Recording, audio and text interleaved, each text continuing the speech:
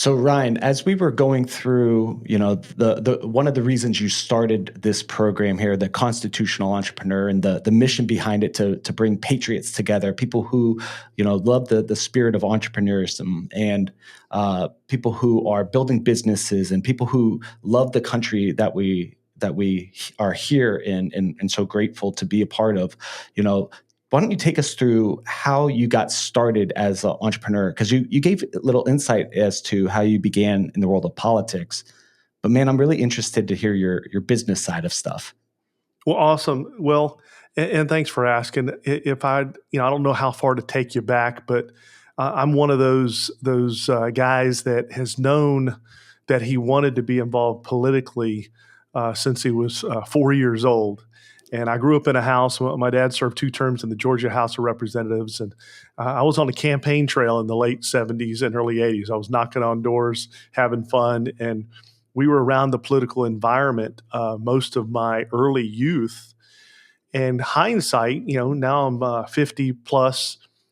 Hindsight, I'll look back and say, when your kids are whatever they're around when they're young, there's some definite seeds that are planted. So I always had it in my mind, and I always respected people in the political arena, but also knew that the right people that were elected could do great things. The wrong people elected could cause problems. And so I grew up with that philosophy. And certainly the Reagan years were part of my early childhood. And we had many, many conversations, still do, about Ronald Reagan. And that was kind of the early years for me. I moved to Florida when I was 10 years old. I've lived here a little bit more than 40 years now, and met my wife when I was 15. We met in high school. This past year, we celebrated our 30th wedding anniversary. We were married at 20 and 19, so started young. And really, within our first year of marriage, we decided to go down the entrepreneurial path. And it started out with in the mortgage and finance industry. Started a mortgage company in our early 20s, and sought to have the freedom that entrepreneurs have. I was exposed to the direct sales industry as a young man, and gained some training and education. And certainly that industry is known for a lot of different things. There's some really great companies in the industry, but I tell you, one of the big benefits of any great sales organization is if they have a training program. And kind of stuff, that kind of leadership development that I'd never experienced, never been a part of, never read a book on, in my early 20s, had a big impact on me. I think back to John Maxwell's book, The 21 Irrefutable Laws of Leadership. The church where I go, our pastor on VHS and back then brought us in, and for many weeks in a row we would play these different laws. And I highly recommend that book. I always have. But law number 1, chapter 1, has had a continual impact on me, because that chapter is titled The Law of the Lid. And that, to sum up that law and how I began to process that, it talked about your leadership level and how leaders are the lid on the organization. I look at that from a political standpoint today. Who we elect is the lid on the progress we have and the things that we accomplish. And from the president on down, it's important. They are the lid on the leadership of, in this case, our country, our state, our community. And so as leaders, as we raise our level of leadership, and the book asks you a question. It says, on a scale from 1 to 10, where are you on leadership? Now let me pause here and say this. There really is not a book on how to become a leader. John Maxwell also wrote a book on developing the leader within you. It's one of the top-selling leadership books in the world. 10, 12, 15 chapters. There's not one chapter on leadership. What there is there's 15 chapters on qualities or attributes of a leader, whether it's, a leadership, the right kind of attitude, people skills. And what a leader is somebody that people want to follow. And so as we chart out our life and our course in life, as we become someone that others will want to model or emulate or follow, as we develop in those areas, the natural form of leadership begins to take place. And I recognized at an early age that I was not a leader. I had poor communication skills. I had poor posture with how I dealt with people. I had a number of things that were not working in my favor. I did not have, people weren't attracted to be on my team. Let's put it that way. They weren't saying, yeah, let's let's go get in business with this guy. Let's go do stuff with this guy. And so I had to begin to develop things. And I'm not going to say it was, overly complicated, but I will say it was hard because the things that I had to develop they weren't hard to develop, they weren't complicated to develop, but we have habits, we have personality styles, we have things that are more natural for us than others. And sometimes you have to go against that grain to develop yourself. You have to stretch, you have to feel stretched. And the truth is we're in a world where people don't want to get out of their comfort zone. And we develop habits, we get into ruts, and next thing you know, 10, 20, 30, 40, 50 plus years can go by, and we are struggling with some of the same things that we just never overcame at a young age. But I began to dive into personal development, dive into leadership, and somewhere, closer to my mid-20s, I began to be able to communicate better. I started to develop, how I dealt with people at a different level. And I started to think of everything as team building, whatever it is, whether I owned a mortgage company or whether in this case now politically, you're building a team of people. You're building an inner circle that you communicate with in life. And generally speaking, that inner circle determines a lot of how you think, how you react, and where you end up going.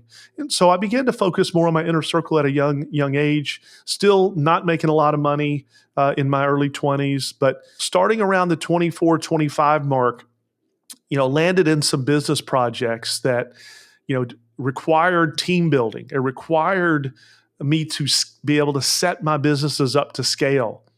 And we found ourselves with the right coaching and mentorship being able to do just that. And, we went from not having any financial success at a young age to having what most would consider a very, very healthy financial success at a young age. And that doesn't mean you've arrived at everything. It certainly didn't mean I knew everything.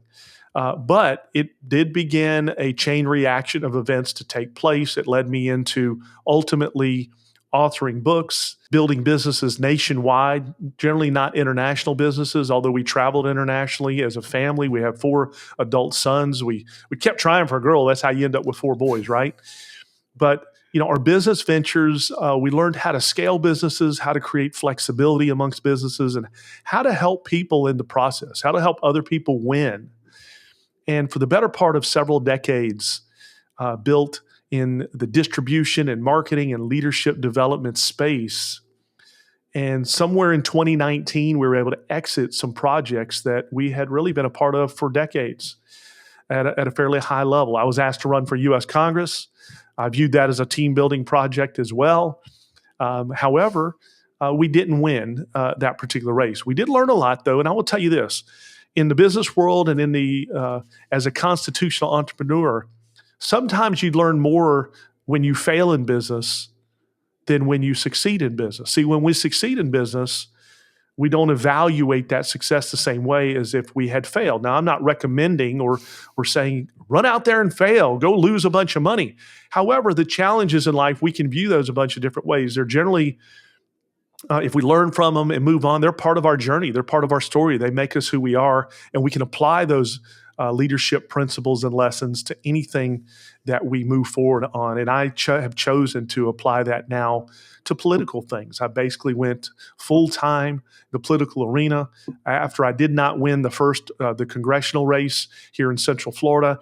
I dove in to some projects that were more patriot-oriented so that I could stay certainly full-time politically involved. But as an entrepreneur, you want to develop cash flow. You want to keep your business life going, but you want to start to do things that can introduce you to some really key people. So I did some things on the political side, some things in the social media space, some things, again, that requires teams to build and a lot of fun, had a lot of fun. And we continue to do that till doors opened up for this current seat that I am in the Florida House of Representatives right now. I was elected in a special election, and I believe this time around, I was able to take what I learned in my first election, be able to assemble a team much quicker. It was required in the special election, and be able to deploy things you need to roll with to have a successful campaign. And of course, now, as we have talked about in the past, and as I'd speak about everywhere, through the process of campaigning, I learned that people that are entrepreneurs view what's in the news differently than people that aren't. So, it doesn't mean if you're an employee, you can't have an entrepreneurial mindset. But this idea of the constitutional entrepreneur came out of a few. I'm now in my third. You have to get elected every few years, so I'm in my third race now. The conversations, really, it's remarkable how the mindset is different for people that are entrepreneurial minded versus people that are not. I take it back, and as you go back and read history, and I want to do this on this show, I want to bring out, from time to time, different historical stories, different ideas, but we can really point to our founders having established this country on a set of principles that defined freedom.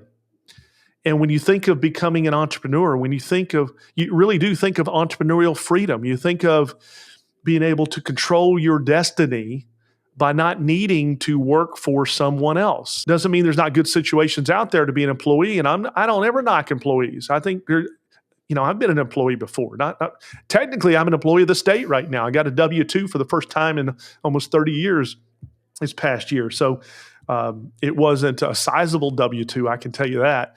But as an entrepreneur, most people that go down the entrepreneurial path, they like the idea of freedom.